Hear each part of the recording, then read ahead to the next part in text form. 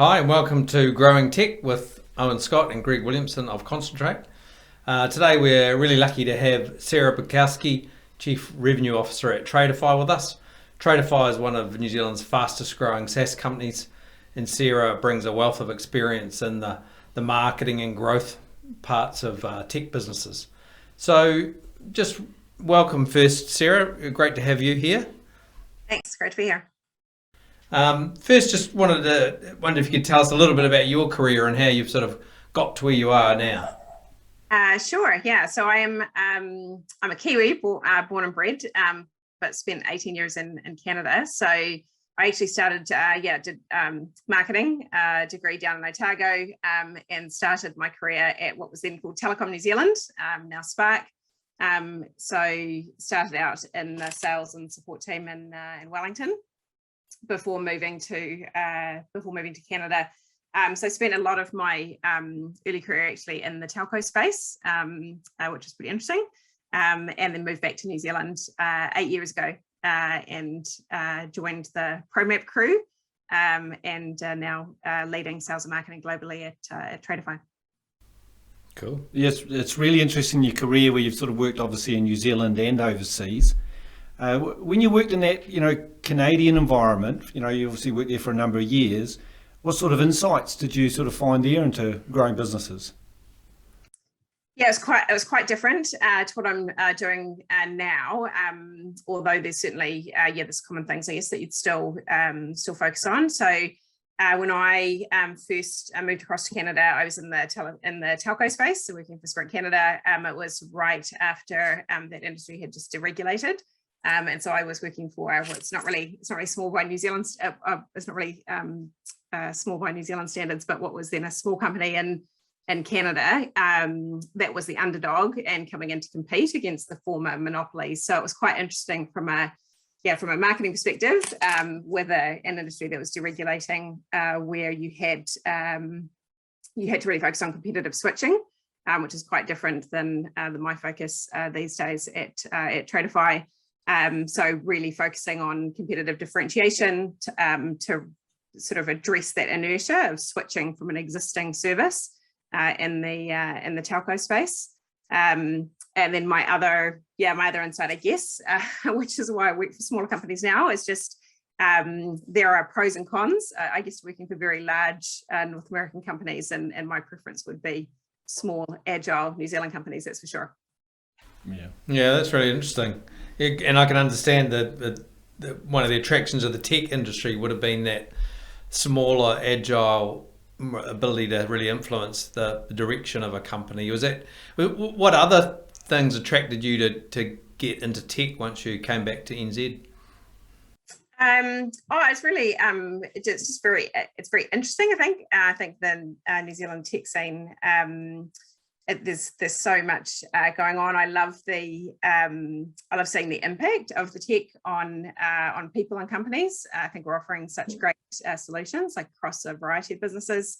So they're solving real needs, and are creating new solutions for people to adopt. So sort of changing the ways that consumers and businesses operate.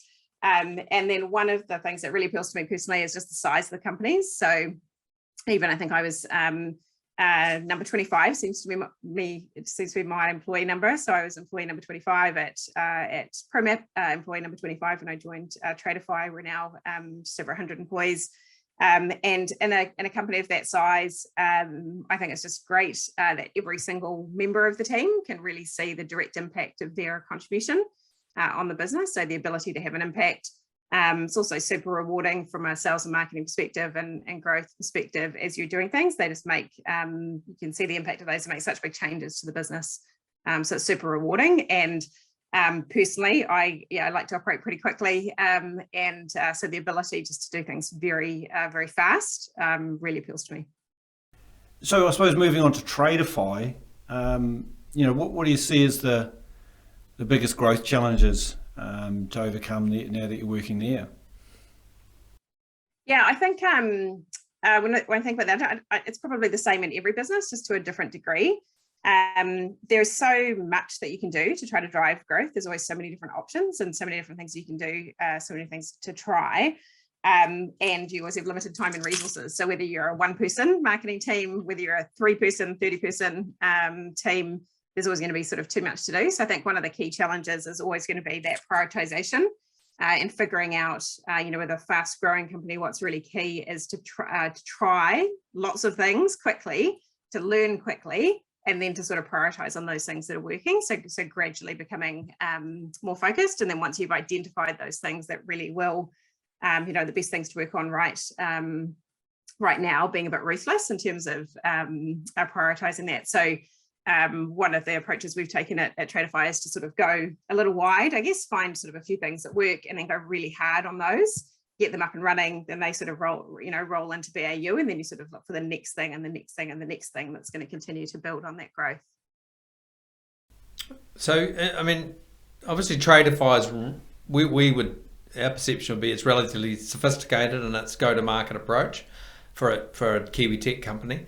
But it'd be interesting in your views more in general across the industry, if you look at it and then compare it back to your sort of corporate Canadian experience, whether you see across the industry some real gaps in the way we take our tech products to market, especially global markets.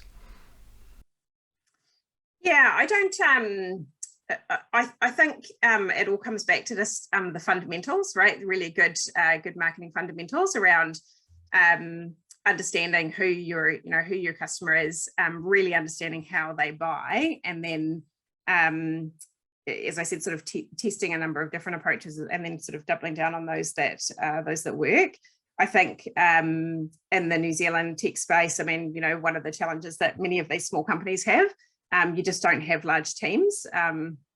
So it's a resource constraint. So it's really making sure that anything you're doing is very aligned and built around how your customer purchases, as opposed to just sort of taking, people talk about SaaS playbooks. There are, consistent channels probably that will be used. There are consistent approaches that will be used, but you can't just take a playbook that works for one company and use it for another, right? So it's figuring out how to adapt that for your company. So I think, look, there's some really capable marketers in the New Zealand market across and lots of the different tech companies. The key is that most of these companies are pretty lean. So where you don't have the same sort of maybe budgets or resources, you have to be really smart about what you spend your time and money on. But there's no reason, it's been proved by lots of companies, there's no reason that you can't kind of take on the world from New Zealand, that's for sure. So your role at Tradify is a Chief Revenue Officer. So I'm sort of intrigued, that's sort of a new or relatively new sort of, I suppose, term in the Kiwi marketing context. I mean, is it finance? Is it customer experience? Like, what is that role? Yeah, I think the bookends move a little bit depending on the company in terms of the CRO role. So at Tradify, the definition for my role is sales and marketing. So think everything from attracting a visitor to a digital property through to closing a sale. So I lead the sales and marketing teams globally at Tradify. So half of our team is here in Auckland and half the team is in London in the UK. What role in that sort of Tradify growth story, I suppose, has the tech stack played? I mean, we're seeing, that's one of the biggest shifts in recent years is the need to use technology cleverly to sell your technology. It'd be interesting to see what your experience has been at Tradify in terms of that whole, the CRM, marketing automation, the whole breadth of tools that you use. Yeah, for sure. So I think the tech stack's really important. If you get it wrong, it's going to cause you a lot of pain. That's for sure. If it's not well managed, it's going to will really hinder. I think it's challenging again, from a small company perspective. Often companies think they're too small to focus on that, to focus on both the investment in the tech and the investment in the skill set, the operational skill set to manage it. But it's the most important thing, right? From a foundation perspective, if you've reached the point in your business growth where you think you need to invest in that, it's probably too late. You need to do it before you get there. So to plan that in advance. For Tradify, we service New Zealand. Australia is actually our biggest market, and UK are rapidly chasing that. So most of our channels are digital. So certainly the website, we're a HubSpot customer, but the use of our the tech stack, it's fundamental to our success for sure. Yeah, just and follow up on that. I think what Tradify seems to have done quite well is sometimes the temptation with tech companies we see is there's so many great apps out there for sales and marketing but they tend to just get this proliferation of them, and then they get to a point where it's really hard to manage it. But you've been relatively focused around having the HubSpot platform. Does that made a difference, do you think, the ability to sort of manage the stack by not having 30 different apps, trying to standardize around a smaller set? Yeah, for sure. So where you can limit the number of different suppliers or vendors or tools that you use, you always want to do that, as long as they're meeting your needs. I think it's also understanding we're obviously living in an age where there's an app for everything. In fact, there's probably 5 or 10 apps for everything. And just because there's an app for it doesn't mean you should use it or do it. So looking at anything to say, we would search for apps to solve solutions or to close gaps, right? As opposed to, kind of seeing an app and thinking that'd be cool and sort of adding it in. I think the other thing that is really closely tied to the investment and operation management of the tech stack is the reporting and attribution. So as you're growing a company, also like that insight to make sure that you're basically getting good data and insight on what is actually working. So right through from whether it's looking at traffic volumes, lead volumes, but also conversion to customers. And that's one of the things, and to be honest, that was a lot of that work had been done even before I joined the Tradify organization. And so that's a real strength, I think, for us as a company, is having really good visibility in terms of our attribution reporting. So understanding what's working and what makes sense to invest more time and resources into. Great. So I suppose, looking at that experience you've had overseas and then your experience with Tradify and ProMap in the Kiwi tech sector, what would be, a key piece of advice or growth advice or, for other Kiwi tech companies? Again, it maybe sounds quite basic and foundational, but I think it's really important before you even start looking at, which channels are we going to use and how we're going to reach different people and, all the different sort of marketing activities and investments that can be made to reach audiences and communicate with them. I think if you look at the companies that do this really well, it's actually because all of their marketing activities are actually built on a really strong foundation of understanding why the target market actually needs your product. What they would do if they didn't have that product. So what are the alternatives, right? And how good or bad are they? And then really understanding how that target market purchases. So as I talked about, I've worked in a couple of different SaaS companies, worked in different tech companies as well. I can tell you like the purchase process and it's completely different for all of those customers. And so I think sometimes as salespeople and as marketers, we're very focused on our sales process and our marketing funnel, and we're looking at the way that we want people to come through. But the companies that really do a good job, I think, of growing are the ones that actually really understand how does someone buy? Are there multiple decision makers? Is it one person? Where do they get their information? How long does it take to make a decision? What are the alternatives? And also being really mindful of whether it is a situation where it is a kind of a category creation, or it is is this person going to be a first-time user of your type of software or app, or is it competitive displacement? Because if you haven't figured that out, what you're going to do on the marketing side, it's not going to match. It's not going to be successful. So it's almost, I would say, in terms of the impact on success, nailing that, really understanding that is going to be the key. It's not going to be, how much do you spend on one channel or the other? You're not going to get that right without that understanding. Okay, well, thank you, Sarah. That's the questions we had today. We really appreciate your input, and I think that insight is, we don't hear it enough, that focus on the fundamentals, because they're actually sort of basic questions, but not always that easy to answer. They take some real grunty work and thinking, but like you say, you build everything on top of that understanding of your market, what you sell into your market, what your value proposition is, what the route to market is, all those things. So for that alone, we thank you very much. It's a great message to get out to the tech community. So thanks for your time, and we'll look forward for seeing you around the tech scene very soon. Awesome. Thanks, Great. Sarah. Thanks, guys. Oh, that was a great interview with Sarah. I think that, understanding how, she did the typical journey of started in New Zealand, international experience, came back, and then had some great experience with, ProMap and Tradify. What did you sort of learn out of that, Greg? Any insights? I think the whole focus on the foundation was fantastic. That's certainly our philosophy about, Concentrate is born of of that need to really understand what you're trying to sell to whom with what sort of proposition.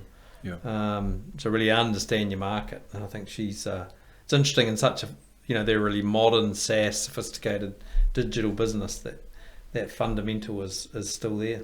Yeah.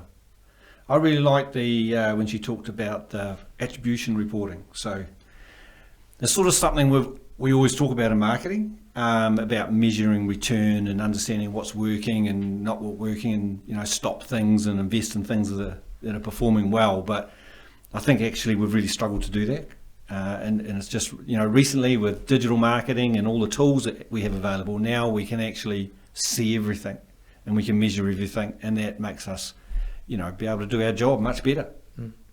Yeah, and building on that, I suppose the other thing I really liked was her philosophy on using tech in sales and marketing, which was not, there's all this cool tech, I'll grab something because it's really cool and add it to my stack. So it was like, I know we'll identify a real need, a gap in our business, the problem we want to solve, then we'll find the solution to it, whether it's an extension of what we got or a new app, which I think is, we see that a bit in the tech industry, is because they're clever tech people, they just love all kinds of apps, and that can sort of go against the whole idea of trying to build an attribution sort of analysis if you've got lots of different tools as well. We do see companies in their life cycle, don't we, that they start off with some apps and then all of a sudden they have a bit of an explosion of apps, and at some point they need to go through a consolidation and agree the platform, the platform for growth, whatever that be.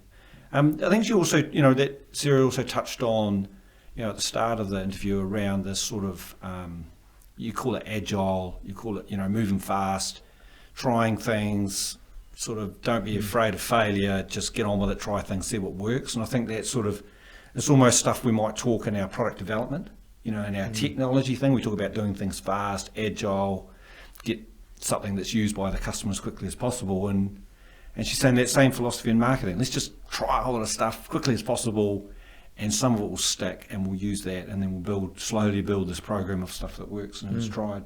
Yep. That's great. Okay, well, thank you for watching another episode of Growing Tech. We really enjoyed that discussion. I think you'll get a lot hopefully you get a lot out of it as well. And look forward to seeing you on a future podcast. We've got a whole bunch of guests lined up for this year, so stay tuned, and we'll be posting about our next podcast pretty soon. Thanks.